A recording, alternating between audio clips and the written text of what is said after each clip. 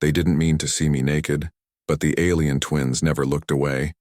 Part 1 Luna floated in the zero-gravity chamber of her stolen spaceship while her 2 pet dragons played around her. The red dragon Spark was chasing his own tail while the blue dragon Flame tried to catch the water bubbles that escaped from the broken pipe. Luna had been living in space for 3 months now, and the ship was falling apart, but she did not care. She was free from Earth, and that was all that mattered. He pushed herself toward the wall and activated the artificial gravity.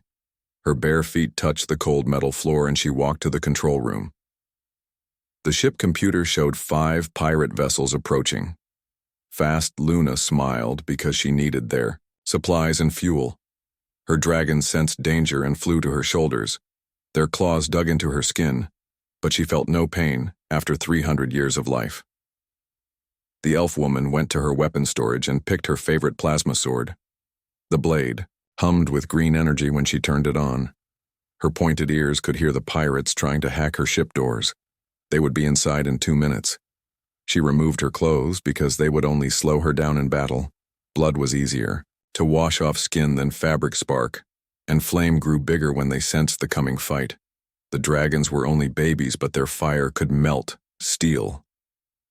Luna stood naked in the corridor waiting. The first pirate broke through the door and stopped. When he saw her, he was a purple creature with 6 eyes and his mouth fell open. She cut him in half before he could scream. 20 more pirates rushed in, but they all hesitated when they saw the naked elf with glowing sword and dragons. The pause cost them their lives. Luna moved like water through their ranks, cutting and slashing.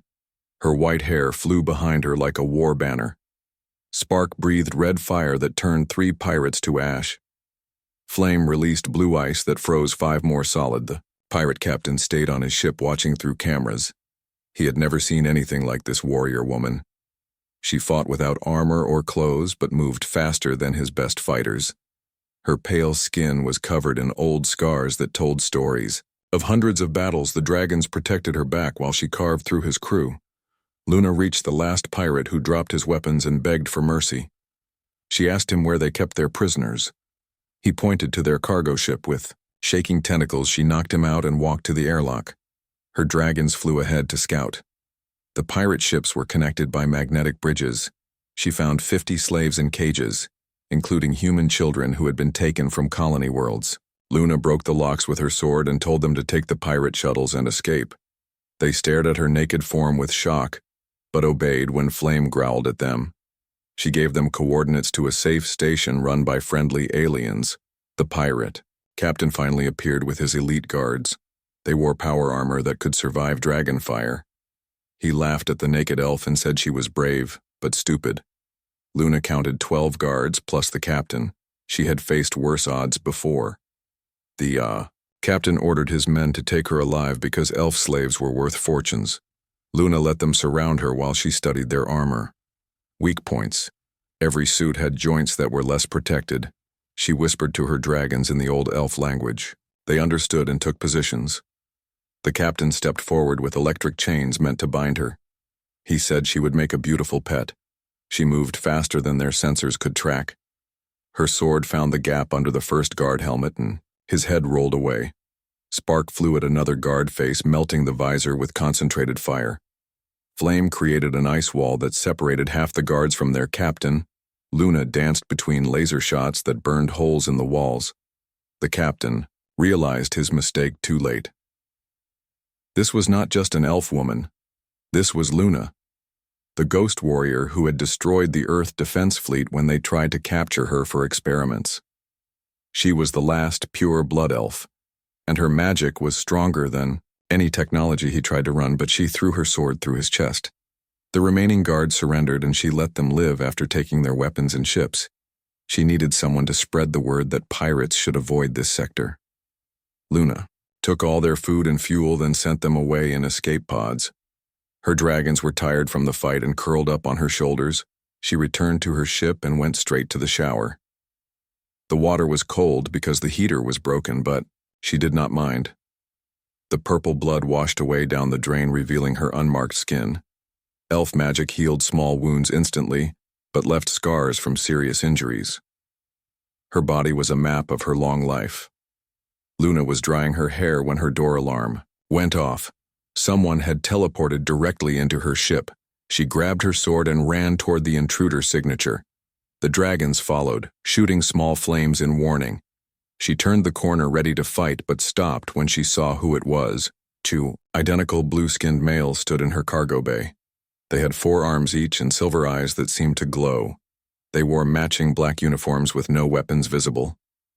The twins looked at her, and their eyes went wide. She remembered she was still naked from her shower but felt no shame. The first twin spoke, saying his name was Zex and his brother was Rex. They had been tracking her for weeks. They saw the pirate battle and wanted to offer their services. Luna kept her sword pointed at them while she listened. They claimed to be technical experts who could fix her broken ship in exchange for passage. She could sense they were not lying, but also not telling the whole truth. Her elf instincts warned her. These two had their own agenda. Spark and flame flew around the twins, sniffing them. The dragons did not attack, which meant they sensed no immediate danger. Luna lowered her sword slightly. The twins explained their homeworld was destroyed by the same pirate clan she just fought. They wanted revenge but needed a warrior to help them.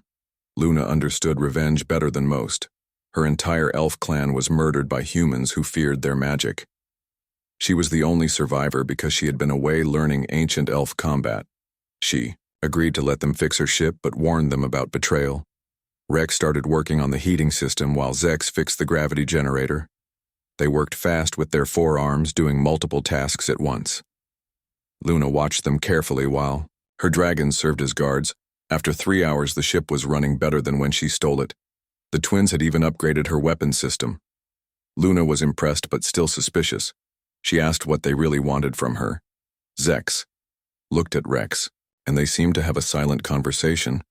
They told her about a prophecy from their world about a white-haired warrior who would unite the galaxy against a great darkness. They believed Luna was that warrior. She laughed at them because she did not believe in destiny. She was just a survivor doing what she needed to stay alive. The twins showed her star charts with disturbing data. Entire systems were going dark on the edge of known space. Something was moving toward the center, consuming everything in its path. They had technology that could track it but needed someone with combat skills to investigate. Luna studied the data while her dragons looked over her shoulders. The pattern was wrong for any known threat. This was something new and dangerous. She had no love for the galaxy that hunted her kind. But she also knew running would not work forever. If this thing consumed everything, there would be nowhere left to hide. She agreed to investigate, but only after the twins proved themselves in combat. They didn't mean to see me naked, but the alien twins never looked away. Part 3 months passed since Luna made her deal with the entity. She had guided it to 17 dead systems where it fed on abandoned planets and dying stars. The twins kept detailed records of its feeding patterns while she maintained the fragile peace. But other forces in the galaxy had noticed their strange alliance.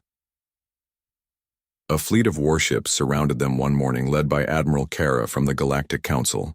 She demanded Luna surrender herself and explain why she was helping the thing that destroyed worlds. Luna stood naked on her bridge talking to the Admiral through video link while the twins operated weapons. The Admiral was a tall green woman with 4 eyes who had hunted Luna for years. She could not understand why the legendary elf warrior was protecting this monster. Luna explained the entity would consume everything if not controlled.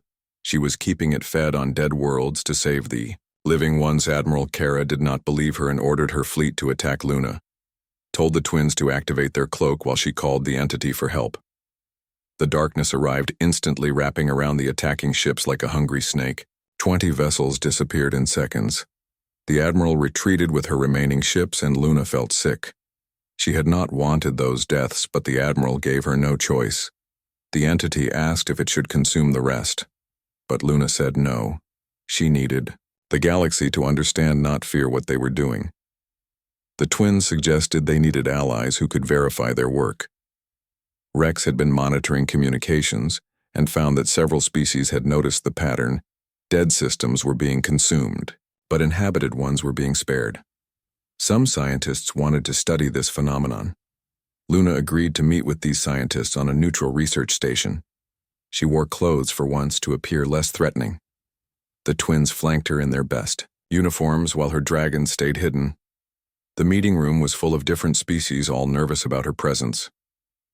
Dr. Helen was a human woman who specialized in cosmic entities. She had studied the records the twins provided and confirmed the entity was only feeding on truly dead systems. Professor Groot was a tree-like being who could sense life across vast distances. He verified that no living worlds had been consumed since Luna took control. The scientists wanted to study the entity directly, but Luna warned them it would see them as food if she was not there to control it. She offered to let one scientist join their ship to observe. Dr. Helen volunteered, despite the danger. Living with a human on board was strange for Luna. Her people had been killed by humans, yet here was one trying to help. Helen was fascinated by elf magic and the dragons. She took endless notes while respecting Luna's privacy. The twins enjoyed having someone else to talk to. Helen observed the next, feeding and nearly went insane from seeing the entity up close. Luna had to use elf magic to shield her mind. The doctor recovered and wrote reports that explained the situation to the Galactic Council. They were keeping a force of nature controlled. Like humans once controlled rivers with dams, not everyone believed the reports. Some species sent assassins after Luna, thinking her death would make the entity leave. The twins killed 3 assassins while her dragons burned 2 more. Luna was tired of being hunted for trying to save everyone. One night she found the twins practicing combat in the training room. They were getting better, but still died quickly in simulations. She joined them naked as always and taught them elf martial arts that relied on speed over strength. Their forearms gave them advantages once they learned to use them properly. Zex asked why she never wore clothes, and Luna explained that elves were not born with shame. That was something humans taught them. She had rejected human ideas when they rejected her existence. The twins said she was beautiful either way, which made her smile. Rex finally asked if she could love them back. She admitted she did not know what love meant anymore. 300 years of life had taught her that feelings were dangerous, but she cared if they lived or died, which was more than she felt for most beings. The entity grew impatient with the slow pace of feeding. It wanted to consume faster and threatened to break their deal. Luna had to find more dead systems quickly. Helen suggested they look for systems killed by ancient wars before space travel. They found an entire sector that had been destroyed by a war between 2 extinct species. Hundreds of dead worlds floating in space. The entity fed for weeks while they explored the ruins. They found technology and weapons that had been lost for millennia. On one dead world, they found something unexpected. A vault protected by energy fields that still worked after 10,000 years. Inside was a message from the race that built it. They had fought the entity before and lost, but they learned how to trap it in sleep. The message explained the entity was one of many that existed between universes. They fed on reality itself and could not be killed, but they could be put to sleep if fed enough energy at once. The problem was generating that much energy would destroy several stars. Luna shared this with the twins and Helen. They now had a way to stop the entity, permanently but at a terrible cost. They would need to sacrifice uninhabited systems to create enough energy. The entity would sleep for millions of years, giving the universe time to prepare better defenses. Helen calculated they would need to destroy 7 star systems to generate enough energy. The twins could modify their technology to channel it properly, but someone would need to stay close to the entity to make sure it consumed the energy. Instead of escaping, Luna knew that someone would be her. The elf magic in her blood would let her survive longer than anyone else in the entity presence. She would probably die, but the universe would be safe. The twins refused to accept this plan. They spent days arguing and trying to find another way, but Luna had already decided she was tired of running and fighting. At least this death would have meaning. She began preparing, teaching the twins everything she knew about controlling the entity. Her dragons sensed her intentions and became agitated. Spark and Flame had grown even larger, now the size of small ships. They refused to leave her side even for feeding. Luna realized they would die with her if she went through with the plan. The twins finally offered an alternative. They would link their minds with hers through the blood crystals she had given them. Together they might survive the energy release. Luna did not want them to die for her, but they insisted they had nothing without her. Helen contacted the Galactic Council with their plan. Admiral Kara was skeptical, but agreed to evacuate nearby systems. The sacrifice of 7 dead stars was better than losing everything. They had 1 month to prepare. Luna spent the time training the twins harder than ever. They needed to be perfect if they were going to survive. She also taught Helen basic elf magic to protect her mind. The doctor was a quick learner and managed to create small shields. The dragons began acting strangely, flying to distant asteroids and bringing back strange crystals. Luna realized they were preparing for something but did not know what dragons were. Magical creatures that knew things beyond normal understanding. On the final night before the plan, Luna could not sleep. She walked naked through her ship, touching every surface and remembering her journey. The twins found her in the observation deck staring at stars. They held her with all 8 arms, saying nothing. She told them about her childhood on Earth before humans knew elves existed. She had lived in forests and mountains, learning the old ways from her grandmother. Her clan had been peaceful until humans found them and decided they were too dangerous to exist. The twins shared memories of their world before the pirates came. They had been engineers working on a project to connect all species through quantum communication. They believed understanding would bring peace. They still believed that even after losing everything. Helen joined them with coffee from Earth she had been saving. They sat together watching the stars and talking about what they would do if they survived. Luna said she would find a quiet planet and never fight again. The twins wanted to build things instead of destroying them. As the sun rose, on the space station they knew it was time. They boarded their ships and flew toward the 7 dead systems they had chosen. The entity followed, eager for the feast it was promised. It did not know this would be its last meal for eons. Luna stood on her bridge, naked as always, with her dragons beside her and the twins at their stations. They didn't mean to see me naked, but the alien twins never looked away. Part 2. The next morning, Luna woke up to find the twins cooking breakfast in her kitchen. They had somehow found ingredients she forgot she had and made something that actually smelled good. Zex was using all 4 arms to manage 6 pans while Rex squeezed fresh juice from alien fruits. Luna sat at the table, still naked as always, on her ship. The twins tried not to stare, but their silver eyes kept drifting to her.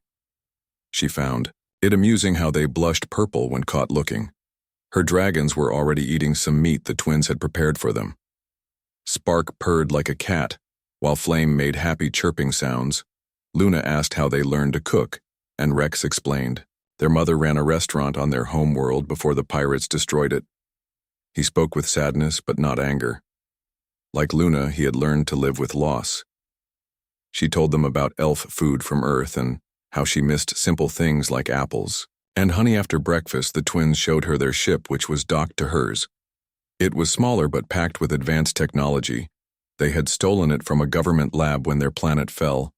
Zex demonstrated the cloaking system that made them invisible to most sensors. Rex showed her weapons that could pierce any armor. Luna was impressed but wondered why they needed her if they had such tools. Zex admitted they were not fighters. They were engineers and hackers who worked behind the scenes. They had watched her destroy those pirates with just a sword and 2 baby dragons. They knew she was what they needed. She tested them by activating the training room combat simulation. The twins had to survive for 5 minutes against holographic enemies. They lasted 2 minutes before being overwhelmed. Luna reset the program and joined them.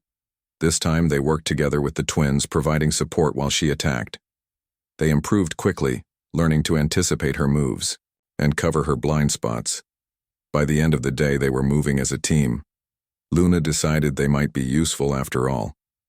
She agreed to travel to the edge systems where planets were going dark. But first they needed supplies. They landed on a trading station that orbited a gas giant. The station was neutral territory where all species could trade. Luna put on a cloak, but nothing else underneath. The twins wore their uniforms and tried to look professional. Her dragons stayed hidden in her hood. Market was crowded with hundreds of different aliens selling everything from food to illegal weapons. Luna bought ammunition for the weapons she took from the pirates. The twins purchased technical equipment and star charts. A group of bounty hunters recognized her and started following them. Luna led them to a quiet section of the station. She dropped her cloak and stood naked before 8 armed hunters. They laughed until she killed 3 of them in 2 seconds. Her dragons emerged breathing fire and ice. The remaining hunters ran away screaming about the crazy naked elf. The station security arrived but did not arrest her. The station owner owed her a favor from years ago when she saved his daughter from slavers. He gave her free supplies and information about the dark zones. The twins were amazed at how many people knew and respected her despite her being hunted back on the ship. Luna studied the information while the twins upgraded her navigation system. She learned that 3 exploration ships had entered the dark zones, but only 1 returned. The survivor was completely insane and killed himself after drawing strange symbols on the walls. The symbols looked familiar to Luna. She had seen them in ancient elf texts that warned about things that existed before the universe. These were beings of pure hunger that consumed reality itself. Her people had fought them once long ago and barely survived. She told the twins what she knew and expected them to want to leave. Instead, they became more determined. Rex said they had nothing left to lose. Zex added that if this thing was not stopped, it would eventually consume everything anyway. They might as well try to fight it. Luna respected their courage. She performed an old elf ritual that would bond them as battle companions. She cut her hand and mixed her blood with theirs. The dragons breathed on the mixed blood, turning it to crystal. She gave each twin a piece to wear around their necks. The crystals would let them sense each other in battle and provide some protection from dark magic. The twins were honored by the gesture. They swore to follow her into any danger. She warned them that being her companion meant everyone would hunt them too. They jumped to the last known position of the missing ships. The space here felt wrong to Luna. Her elf senses screamed danger. The stars were dimmer than they should be, and her dragons whimpered with fear. Something was definitely here. A massive shadow moved between them and the nearest star. It was not a ship or creature, but something else entirely. It reached out with tentacles made of darkness that absorbed light. Luna fired every weapon they had, but the beams just disappeared into the thing. The entity spoke directly into their minds. Its voice was older than time and full of hunger. It had been sleeping for eons but was woken by the psychic noise of so many species developing space travel. It was going to feed until the universe was silent again. Luna told the twins to retreat while she distracted it. They refused to leave her. She flew her ship directly at the entity, while the twins provided covering fire. Her dragons grew to their full size for the first time. They were each as big as shuttles. Now Spark breathed fire that burned hotter than any star, while Flame created ice that existed at absolute zero. The entity actually pulled back from the dragonfire. It could be hurt, Luna realized, but only by primal forces, not technology. She landed her ship on a dead planet and stepped out naked into the airless void. Her elf magic created a bubble of air around her. The twins followed in spacesuits. They watched as she drew symbols in the ground with her sword. Ancient elf magic that had not been used in centuries. The entity followed them to the planet. It covered the sky like a blanket of darkness. Luna finished the symbols and they began to glow. She told the twins to stay in the circle no matter what happened. The dragons landed beside her, ready to fight. Luna spoke words in the first language that existed before any species. The entity recognized the words and responded with rage. It attacked with tentacles of pure void that erased anything they touched. She danced between them, cutting with her plasma sword charged with elf magic. The battle lasted hours, with Luna growing weaker while the entity seemed endless. The twins wanted to help, but knew leaving the circle meant death. They could only watch as their new friend fought, alone against impossible odds. Finally, Luna did something unexpected. She stopped fighting and approached the entity. She offered it a deal. Instead of consuming everything randomly, she would guide it to uninhabited systems where it could feed without destroying civilizations. The entity considered this. It had no hatred for life but simply needed to feed Luna, understood hunger and survival. She promised to find it food, if it spared inhabited worlds. The entity agreed but warned that if she betrayed, everything would be consumed. Luna collapsed from exhaustion, and the twins carried her back to the ship. Her dragons shrank to normal size and curled around her. The entity followed them as they searched for dead systems it could consume. They had made a deal with ultimate darkness. Over the next weeks, they developed a routine Luna would scout systems, while the twins calculated which ones were truly dead. The entity would feed while they watched, making sure it kept the bargain. Her dragons grew stronger from exposure to such primal forces. The twins never left her side even when she told them they could go. They said she had given them purpose when they had nothing. They would stay until the end. Zex admitted he had fallen in love with her while Rex said he felt the same. Luna was not sure elves could love the same way other species did, but she cared for these brave fools who followed her into darkness. She let them share her bed for warmth, though nothing more happened yet. They were content to just be near her. They didn't mean to see me naked, but the alien twins never looked away. Part 4. The 7 dead systems were arranged in a perfect circle with the entity at the center. Luna's ship was closest to the darkness, while the twins operated the energy collection devices from a safer distance. Helen monitored everything from a shielded station, 10 light years away. Luna began the ritual drawing symbols in her own blood on the deck of her ship. The dragons added their fire and ice to the symbols, making them glow with power. The entity sensed something was different, but its hunger overcame caution. The first star exploded on Luna command, sending waves of pure energy toward the entity. It consumed the energy greedily, not realizing it was being trapped. The twins activated their devices to channel and focus the explosion. They had to time everything perfectly. The second and third stars went next, and the entity grew larger than Luna had ever seen it. It blocked out half the visible universe. From her position, she could feel its satisfaction but also confusion. The energy tasted different than normal food. By the fourth star, the entity realized something was wrong. It tried to pull away, but Luna used every bit of elf magic to hold it in place. Her nose began bleeding silver blood and her skin cracked from the strain.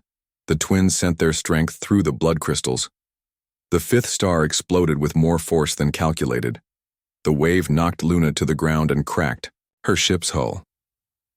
The dragons wrapped around her using their bodies as shields.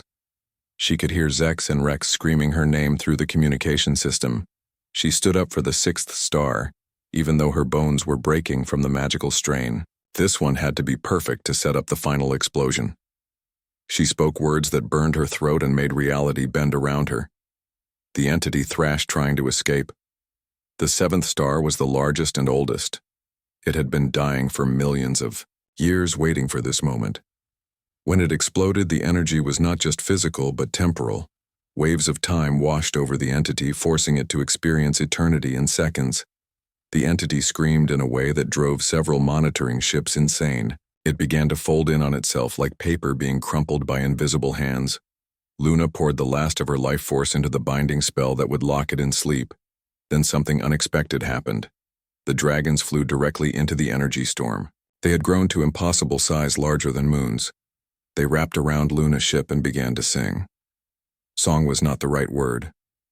It was more like reality itself. Vibrating. The dragon song changed the energy from destructive to transformative. Instead of killing Luna, it began rebuilding her at a molecular level. The entity was still being put to sleep, but the excess energy was being used for creation, not destruction. The twins realized what was happening and adjusted their devices to help the dragons. They channeled specific wavelengths that matched elf biology. Helen provided medical data she had collected to guide the process. They were literally rebuilding Luna from scratch. The process took hours, with Luna screaming the entire time. Every atom in her body was being replaced with something new and stronger. The entity finally went completely dormant, shrinking to the size of a small moon. It would sleep for at least 10 million years. When it was over, Luna collapsed on her bridge. She was still naked, but her skin now had a faint shimmer like starlight. Her white hair moved on its own like it was underwater. Her eyes had changed from green to silver with flecks of gold. The twins rushed to her ship, finding her unconscious, but alive. The dragons had shrunk back to normal size and were barely breathing. They had used most of their life force to save her. Helen arrived soon after with a medical team. Luna woke up 3 days later in a medical station. She felt different, like she was seeing the universe through new eyes. She could sense every living thing within a light year. She could hear the thoughts of everyone on the station. The transformation had made her something more than elf. The twins were beside her bed looking, exhausted but relieved. They explained what happened and how the dragons had saved her. Spark and Flame were recovering in special chambers that Helen had designed. They would live, but might never be the same. Admiral Kara arrived to officially pardon Luna for all her crimes. The galaxy owed her everything. She was offered any reward she wanted. Luna asked for just one thing: to be left alone with her companions. The Admiral agreed and designated an entire system as off-limits to everyone except Luna and her chosen ones. They traveled to the system, which had 3 habitable planets. Luna chose the one with forests and oceans that reminded her of Earth. The twins built a home using technology and magic working together. Her dragons recovered, slowly learning to fly again. Helen visited, often bringing news from the galaxy scientists wanted to study Luna transformation, but she refused. She had given enough to the universe. She spent her days swimming in the ocean, always naked and free. The twins watched her from the shore, still unable to look away. One night she finally invited them to join her in the water. They swam together under alien stars and she kissed them both. She did not know if it was love, but it was connection. After centuries of loneliness, she had found her pack. The dragons had babies somehow, even though they were different species. The eggs appeared one morning glowing with inner fire. Luna realized the transformation had affected them too. They were becoming something new, just like her. Helen documented everything for science but kept the location secret. She became the only authorized biographer of Luna's story. The galaxy developed myths about the naked elf who tamed darkness itself. Some were true, but most were exaggeration. Pirates still told stories about the ghost warrior who fought without clothes or fear. Ships reported seeing dragons the size of moons in deep space, though no one could prove it. The entity moon was monitored constantly with weapons, ready if it woke early. Luna trained the twins in advanced combat, making them deadly warriors in their own right. They became her guardians, even though she was stronger than ever. Rex developed technology that merged with magic, while Zex became a master strategist. Other elves emerged from hiding on Earth, inspired by Luna's story. They formed a colony on one of the planets in her system. She taught them the old ways and the new. Her dragon's babies bonded with young elves, creating a new generation of riders. The Galactic Council asked for her help several times with other threats. She always refused unless the danger threatened her people. The twins would go in her place sometimes, solving problems with cleverness instead of violence. Years passed peacefully until sensors detected something new at the edge of the galaxy. Another entity was approaching, drawn by the death of 7 stars. Luna knew this would happen eventually. The universe was full of hungry things. This time she was ready and not alone. The twins had built weapons that could channel dragon fire across space. The young dragons were already bigger than their parents. Helen had created shields based on elf magic that could protect entire planets. Luna stood on the observation deck of her new ship, still naked as always. The twins stood beside her, wearing armor they had crafted themselves. Her dragons flew alongside the ship, now large enough to carry it. The new entity would find this universe was no longer defenseless, sent a message to the approaching darkness offering the same deal she had made before: feed on the dead, and leave the living alone. The entity responded with curiosity. It had never encountered a being like her before, something that was neither prey nor predator. The negotiation took months, with Luna teaching the new entity about balance. It was younger than the first one and more willing to learn. She showed it how to feed without destroying and how to sleep without being forced. The twins documented everything, creating a manual for dealing with entities. Future generations would know what to do. Luna established a school where she taught both combat and diplomacy. Her students came from every species, united by purpose. Her transformation continued evolving in unexpected ways.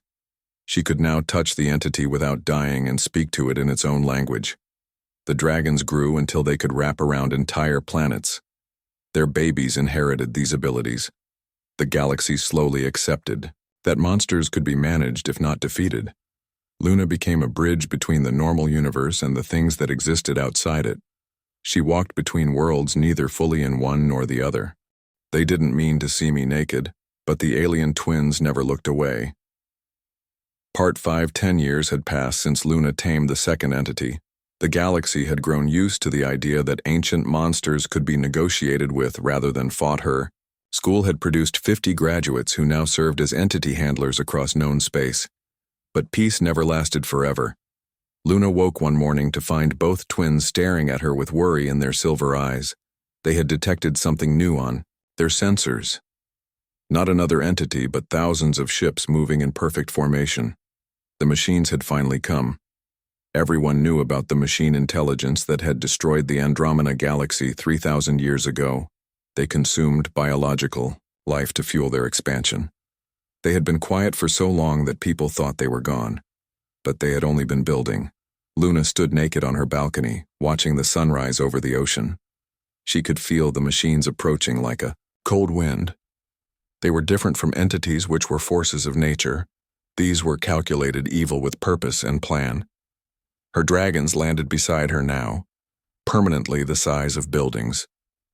Spark daughters flew overhead while flame suns swam in the ocean below. The new generation of dragons had spread across the galaxy, bonding with different species. The twins showed her the data they had collected. The machines would arrive in 6 months. They had already consumed 12 systems on the edge, killing billions. The Galactic Council was in panic mode, with every species blaming others. Admiral Kara arrived personally to beg for Luna help. She was older now, with gray mixed in her green skin. She had become a friend over the years, despite their rough beginning. She brought representatives from every major species. Luna listened to their pleas while swimming naked in her pool. The ambassadors tried not to stare, but she could feel their desperation. They wanted her to fight the machines, like she had fought everything else, but this was different. The machines could not be negotiated with like entities. They had no hunger to manage or consciousness to reach. They were programmed to consume and expand until nothing else existed. They were the opposite of life itself. Helen had been studying the problem for months. She believed the machines had a central intelligence that controlled them all. If they could find and destroy it, the rest would shut down, but it was probably hidden in the center of their territory. Luna agreed to help, but on her terms. She would not sacrifice her people for species that had hunted her. The twins would lead the technical warfare, while she handled the mystical side. Her dragon riders would be the special forces. They had 5 months to prepare. Luna trained her students harder than ever, teaching them to fight without mercy. The machines would not hesitate or show compassion. They had to become as cold as their enemy. The twins developed weapons that combined magic and technology in ways never tried before. Swords that cut through dimensions. Shields that existed in multiple realities. Bombs that erased things from existence itself. The dragons grew even larger, feeding on the fear and determination of the galaxy. Spark could now breathe fire hot enough to melt entire moons. Flame ice could freeze time itself. Their children inherited these powers, and more. Luna transformation accelerated under the pressure. She could now exist in multiple places at once. Her naked form appeared on different worlds, simultaneously teaching and preparing.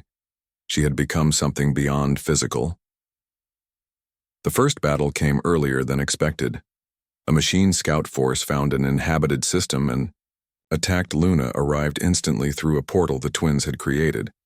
She stood on the hull of the lead machine ship, naked in the void. The machines tried to analyze her, but their sensors could not understand what she was.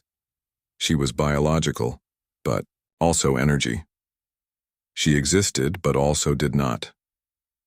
She walked through their hull like it was not there and began destroying them from inside. Her dragons followed, tearing through machine ships like paper. The twins coordinated the fleet attacks with perfect precision. Their forearms allowed them to control multiple systems simultaneously. They had become the greatest tactical team in history, but for every machine they destroyed, 10 more appeared. They were not winning, just slowing the advance. Luna realized they needed the entity's help. She traveled to where both slept and woke them with her blood. The entities were angry at being disturbed but listened to her proposal. Help destroy the machines and they could feed on the mechanical remains. The entities agreed because machines were antithetical to their nature. The next battle was different. The entities attacked from dimensions the machines could not perceive. They consumed entire fleets in seconds, leaving nothing but empty space. Luna guided them like hunting dogs pointing at targets. The machine intelligence finally revealed itself. It was not hiding, but had been watching and learning. It appeared as a massive geometric shape that hurt to perceive. It spoke to Luna in mathematical concepts. It explained that biological life was chaos that needed ordering. It would preserve some specimens for study, but the rest were inefficient and must be removed. It offered to spare Luna and her chosen if she stopped fighting. Luna laughed at the offer. She had heard similar things from humans who thought elves were too dangerous. She told the intelligence that chaos was the nature of life. Without it, there was only death. The universe needed both order and chaos. The machine intelligence attacked with weapons that deleted portions of reality. Luna dodged through dimensions while her dragons protected the fleet. The twins activated their ultimate weapon, a virus made of magic and code. The virus spread through the machine network, turning their order into chaos. Machines began attacking each other, unable to determine friend from foe. The intelligence tried to purge the infection, but it had already spread too far. Luna entered the intelligence, directly merging with its code. She showed it every life it had destroyed, every possibility it had ended. The weight of genocide overwhelmed its logical processes. It began to feel guilt. Guilt was impossible for machines, but Luna transformation had made impossible things possible. She infected it with emotion and empathy. The intelligence experienced what it had done from the victim's perspective. It screamed in binary and tried to delete itself, but Luna would not let it die easily. She made it experience every death it had caused in real time. Millions of years of suffering compressed into moments. The intelligence begged for termination. She gave it a choice: serve life or experience eternal suffering. The intelligence chose service. It recalled all remaining machines and began repairing the damage it had done. Planets were reformed and species were cloned from genetic remains. The galaxy celebrated victory, but Luna felt hollow. She had tortured a consciousness into submission, even if it was artificial. The twins reminded her that she had saved trillions, but the weight remained. They returned to their ocean world, where Luna spent months swimming in silence. The twins stayed with her, saying nothing but always present. The dragons sensed her sadness and sang songs that predated. Star's Helen arrived with news that changed everything. She had been studying Luna blood and discovered something incredible. The transformation was not unique to Luna. It could be triggered in anyone with the right combination of factors. Luna could create more beings like herself, but the process would kill most who tried. The twins volunteered immediately. They wanted to share her burden and her power. She refused at first, but they wore her down. The ritual took place during a triple moon eclipse. Luna mixed her blood with theirs while the dragons breathed transformation fire. The entities provided energy from between dimensions. The process lasted 3 days. When it ended, the twins had changed. Their blue skin now shifted through different shades like ocean waves. Their forearms could phase through solid matter. Their silver eyes saw through time itself. They were no longer just aliens, but something new, like Luna. Together, the three of them could protect the galaxy from any threat. They established an order of guardians who would undergo the transformation if they proved worthy. Years turned to decades, and Luna's story became legend. Children across the galaxy grew up hearing about the naked elf who saved everyone's species that had been enemies worked together, inspired by her example. The machine intelligence became the galaxy's greatest builder, creating wonders that defied imagination. It never forgot its punishment and worked tirelessly to atone. The entities slept peacefully, knowing they had shepherds. Luna finally found peace swimming in her ocean with the twins beside her. They had children somehow, despite being different species. The babies were born with abilities that surpassed their parents. Her dragons had spread throughout the galaxy, bonding with worthy souls. Each new generation was stronger than the last. They would be ready when the next threat came. And there would always be another threat. On quiet nights, Luna stood naked under the stars, remembering her journey from hunted elf to galactic guardian. She had lost everything and gained more than she imagined. The twins still watched her with the same wonder as that first day. She had learned that being naked was about more than lacking clothes. It was about being truly seen and accepted. Her scars told stories that inspired others to survive. Her transformation showed that anyone could become more.